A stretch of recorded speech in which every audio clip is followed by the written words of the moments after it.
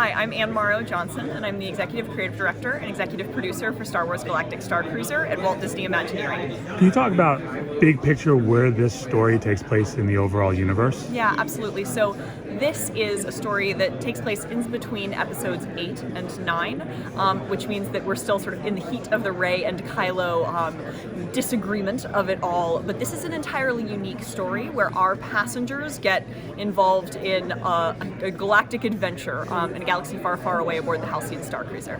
When it comes to the storytelling, over the years we've seen more and more interactivity. Can you talk a little about that element of what having an entire ship to use as a storyboard or story experience? The interactivity aboard Star Wars Galactic Starcruiser is a crucial component of how guests get to participate in their story. So instead of just being a passive viewer, where you're watching a movie or seeing something unfold, you are playing a role in your story. So you'll meet a variety of characters on board, you'll have your data pad where you can interact, and depending on who you meet and how you choose to engage, your story will actually unfold differently. So maybe you want to ignite the spark of the resistance, or maybe you're interested in maintaining order for the galaxy. But depending on who you choose to help or perhaps double cross, you will actually see different pieces of the story, and you'll go on different missions, being asked to do entirely different things as your story unfolds. And how does this impact people that go to Galaxy's Edge and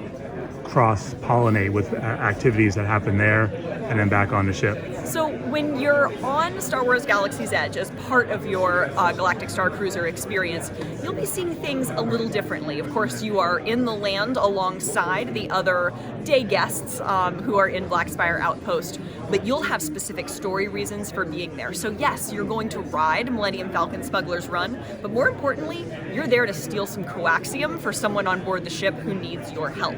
You're meeting on the Resistance base. Whatever it is that you do, the missions that you go on while you're in the land, then actually pay off once you're back on board the ship. So for example, I hear that if you ride Rise of the Resistance, you might get caught up in a little trouble with the First Order. I bet they're not going to be too pleased with you once you get back on board the Halcyon later in the day.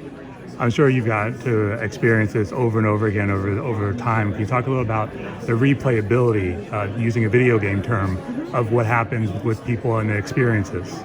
There are so many different storylines and ways to play aboard Star Wars Galactic Starcruiser that there's really no way to see or do the same things twice. And also, we often see travel parties diverge. I've seen groups where, someone will decide that they want to help the Resistance while an entirely other member of the party will decide that they're in it for themselves, just looking for some galactic credits and really want to go on a heist.